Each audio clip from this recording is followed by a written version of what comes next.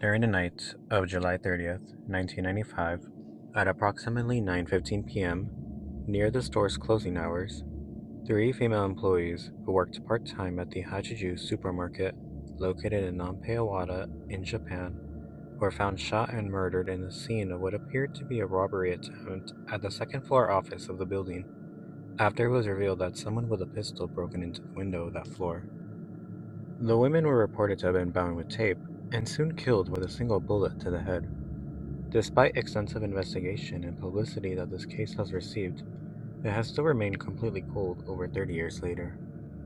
The three victims identified were Noroku Anagaki, age 47, who had only begun working since July 1st, but then was subsequently promoted to night manager shortly. The other two victims were teenagers named Megami Ibuki, age 17, and Hiromi Medea, age 16. Both of them were second-year high school students. Megami had goals of going to school to study early childhood education in order to become a preschool teacher, while Hiromi was described as a kind, bright girl who often volunteered her personal time towards helping those who were in nursing homes. The two of them were also known to have been best friends with each other. On this day, July 30th, 1995, Noroku and Megumi began their evening shift around 5 p.m.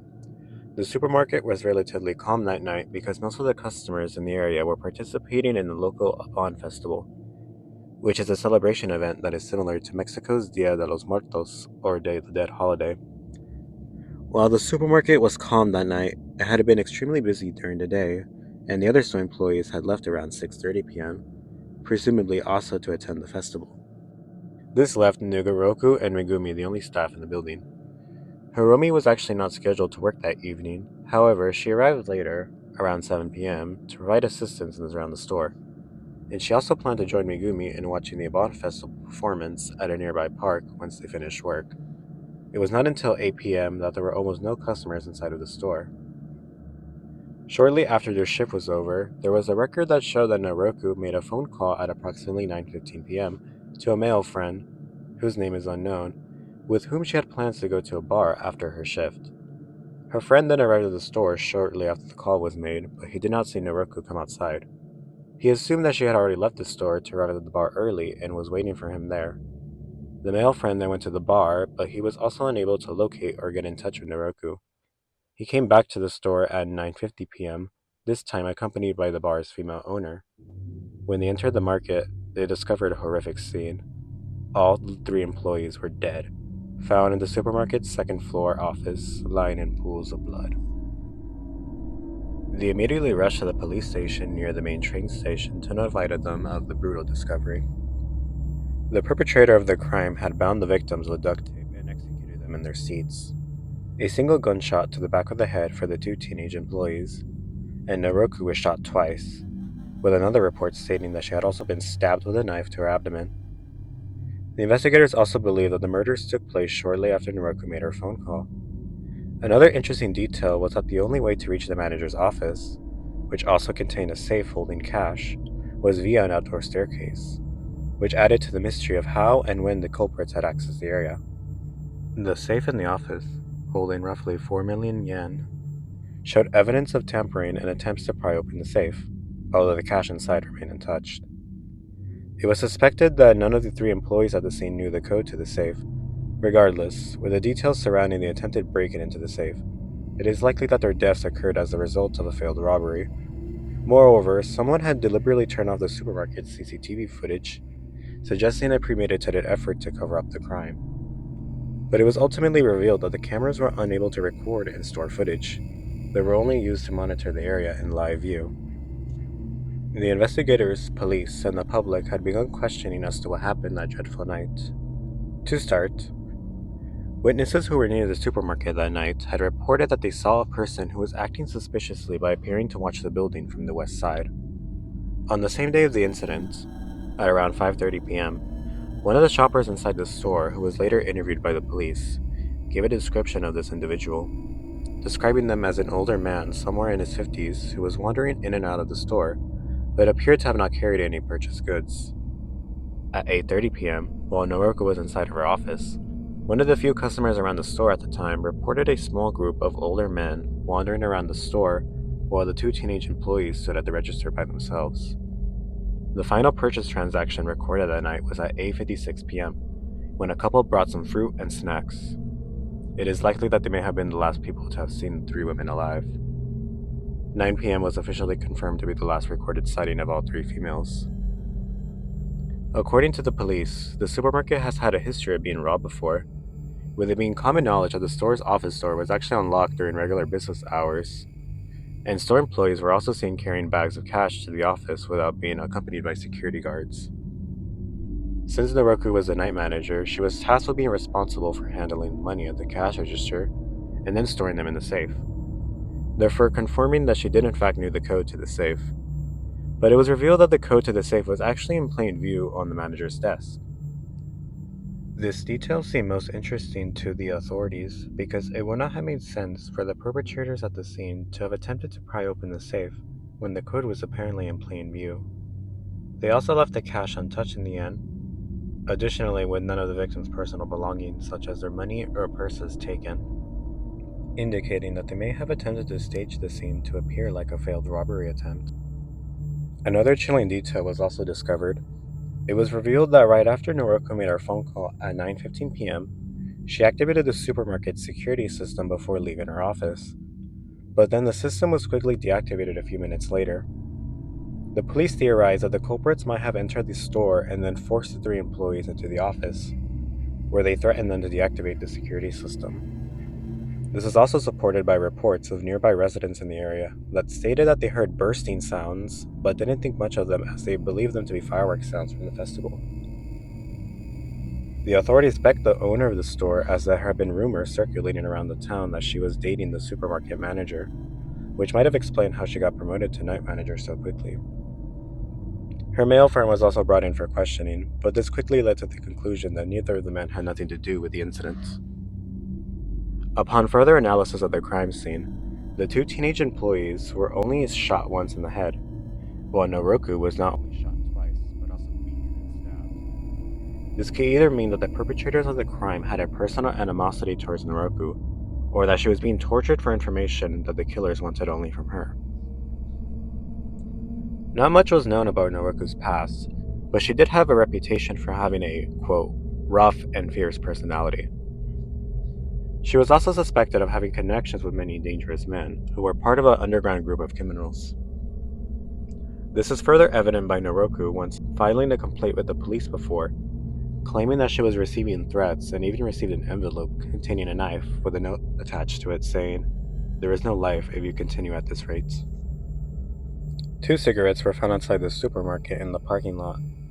Forensics were able to detect DNA, but the DNA evidence was unable to be attributed to someone in the police station's database.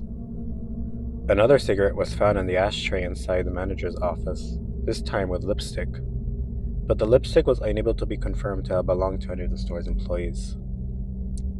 Bullet shells identified at the scene show that it belonged to a Squeers Bingham pistol, which is a weapon associated with gang members and are only manufactured in the Philippines.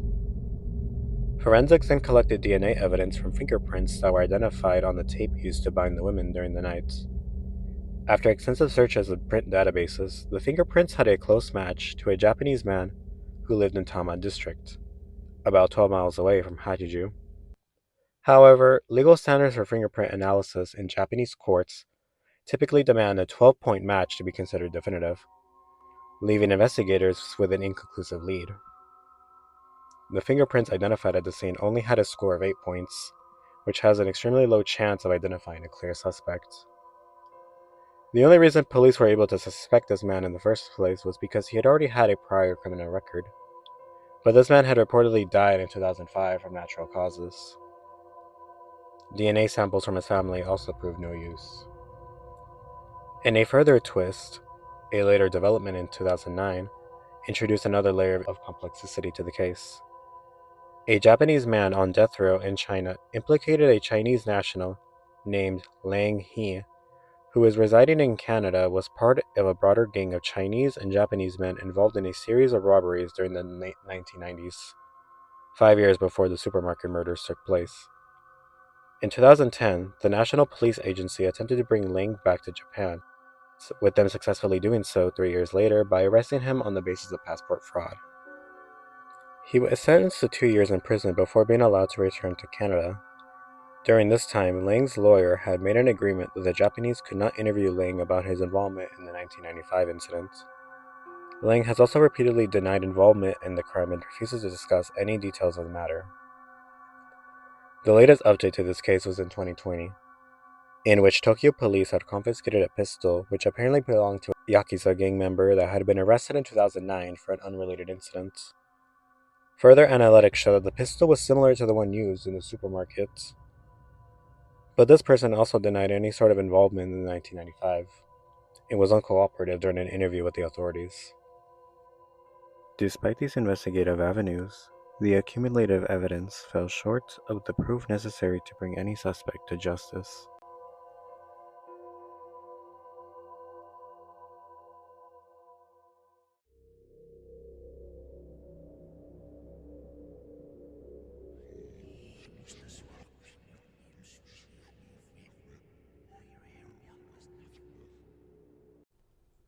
The girl that you see on the screen, her full name being Nurin Jaslin Binti Jasmine, born on September 11th, 1999, was an 8-year-old girl living in Malaysia.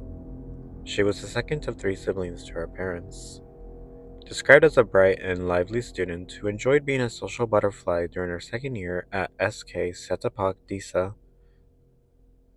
On the night of August 20th, 2007, Nurin's father had come home from work, exhausted, and ended up taking a nap. It is unknown where her mother or siblings were at during this time. While her father was inside the house sleeping, Nurin had reportedly left the house by herself, along with wearing a pink dress, to go to a local night market near her home in Wangsu Maju in the city of Kuala Lumpur. When she did not return home later that night, her parents immediately filed a missing persons report with the police, and an extensive search for her was undertaken in the subsequent weeks, accompanied with the aid of the media and several organizations desperately trying to find the missing child. During the search, authorities were able to retrieve CCTV footage from a nearby camera around the area where Nerlin was reported missing, but it shockingly revealed her being forcibly dragged into a white van the same night she did not return home, never to be seen or heard from again. That was until, a month later, on September 17th of the same year, that a suspicious-looking black and blue sports bag was discovered outside in front of a bookstore in Petaling Jaya, which was approximately 16 kilometers away from where Nerlin was declared missing.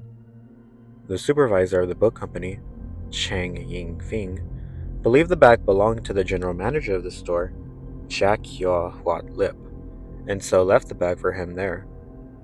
Around half an hour later was when Jack arrived at the store. He insisted that he did not recognize the bag, nor did it belong to him, but out of curiosity, decided to examine the contents of the bag. Upon opening the bag revealed a nauseating scene. A pair of human legs were exposed which belonged to the corpse of a child, which had been stuffed inside of the sports bag. In this moment of sheer horror, the staff called the authorities, with them arriving shortly at the store to examine the discovery made. A post-mortem had revealed some disturbing details of what could have happened that resulted in this incident. First, they identified the body to have been a young girl, estimated between 6 and 9 years old. There were also large areas of bruises, including some on the neck area, indicating strangulation. The most horrifying detail revealed was that the victim had also suffered brutal sexual assault. The officials and the Petaling Jaya Police Chief Assistant Commissioner ultimately determined the cause of death to have been from a bacterial infection as a result of the wounds inflicted, and that she had been likely dead for more than 6 hours before the discovery was reported. Naren's parents, upon hearing the news of this incident, made their way to the hospital Kuala Lumpur where the victim was being transported to. They went there to see if the child was indeed their daughter, the same girl who was reported missing 1 month ago. When Naren's parents witnessed the body, they initially denied the child to be their missing daughter, citing that she lacked the scarring on her arm from receiving a BCG or Bacillus clementi urine jab, which is a vaccine given to all Malaysian children to prevent the occurrence of tuberculosis. The BCG is also mandated by law. At first, the authorities were puzzled by the lack of scarring on the arm caused by the mandated vaccine, which then caused speculations that the child was actually a foreigner.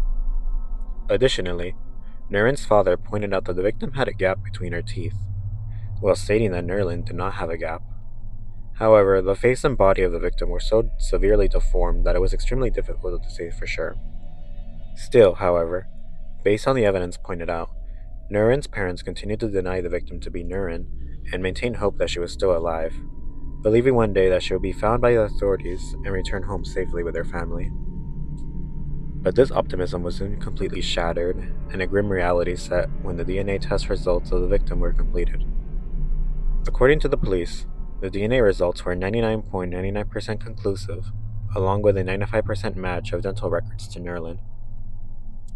There is no doubt that the victim was indeed the missing young girl named Nurin, tragically confirming her parents' worst fears of what could have happened to her. Her body was later claimed by her family from the Kuala Lumpur hospital and was then buried at a cemetery in Setapak, where she was laid to rest.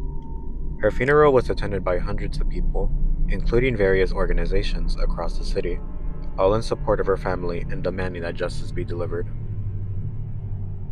The nature of this crime involving a child victim and the details of her brutal torture and death at the hands of an unknown assailant sparked outrage throughout the country. The Malaysian media at the time had been filled with anger and disbelief in reaction to the case, where they even be considered to be, quote, the country's most horrifying crime in years. The infamy of this case even led to a statement by the then Prime Minister about the possibility of releasing the list of convicted child sex offenders to the public. Additionally, there were also some individuals that insisted that the authorities arrest Nerlin's parents on the basis of child negligence, claiming that it was due to their carelessness and lack of supervision over Nerlin that ultimately resulted in her abduction. But this suggestion provoked a public outcry, most prominently from the vice chairman of the Malaysia Crime Prevention Foundation, who responded that punishing the parents for their own daughter's abduction is not justifiable, and that they have gone through enough suffering by losing their daughter. The investigation for the culprits responsible continued on September 28th of the same year, when the authorities had detained 4 men and 1 woman ranging between the ages of 27 and 35, as they were suspected of having a connection with Nerlin's abduction. The woman was the first to be interrogated, but then soon released after questioning. The 4 men were expected to remain in police custody for 7 days for further questioning. However, they were released unconditionally 3 days later due to lack of evidence that tied them to the crime. Growing desperate for the public's support, the police then proceeded to announce an award of Rm 10,000, which is Malaysian ringgit currency, for any possible information that could help lead to the arrest of the culprits responsible for the crime. An anonymous private businessman had also agreed to match that award with an additional Rm 10,000, causing the total award to be Rm 20,000, or approximately 47,000 in USD, in hopes to further incentivize the public in providing helpful information to the police. Earlier in the investigation, back in between August and September, right after Nerlin was reported missing, the police retrieved additional CCTV footage from the area. Originally, this footage was too blurry and of very poor quality to make up definitive details. That was, however, until October 11th of the same year, that the authorities released an enhanced version of the CCTV footage with help from the U.S. Federal Bureau of Investigation. The enhanced quality of the footage showed a man on a motorcycle carrying a sports bag at around 1 p.m. on September 16th, the same bag likely carrying the deceased remains of Nurin, and then proceeded to dump the bag out of view from the camera. At around an hour later in the footage appeared a woman wearing a red blouse who seemed to be loitering around the area where the bag was dropped off. It was not until a light-colored van arrived later with 3 men being reported inside. 2 of the men got off the car from the back seats to reposition themselves, while the woman in the red blouse proceeded to enter the vehicle from the back seats. The vehicle then quickly drove off from the cameras. However, despite the enhanced quality of the footage, it was still not able to reveal the license plate of the motorcycle, nor the face of the man responsible for dumping the sports bag in the area. This caused a massive halt in the investigation as there were virtually no more leads to follow. Still, later in the same month of October, the police released these composite sketches of a man and woman believed to have a connection with Nerland's death, offering a possible glimpse of the faces of the culprits. With a fair complexion and a height of 168 centimeters, the male was thought to have been between 35 and 40 years old. The female, somewhere in her 20s, and measuring at around 153 centimeters in height, was the same individual wearing a red dress while standing unusually close to the sports bag in the house near Nerland's body. The impact this case had in Malaysia was significant, as it resulted in Nerland's uncle and several others working to create a proposal in December of 2007 for the country to adopt a nationwide urgent response information network alert, with the acronym being NURIN Alert. This idea was based on America's Amber Alert for missing children. However, the name eventually changed to just the NUR Alert, or Nationwide Urgent Response, with it still being used in Malaysia to this day. Lastly, in 2018, Nurin's father had urged the authorities to reopen Nerland's case in hopes of it being finally solved with the help of modern forensic technology. But despite his pleas, the request had been denied. In the end, the suspects have yet to be identified and apprehended, and only time will tell if this case will eventually be solved.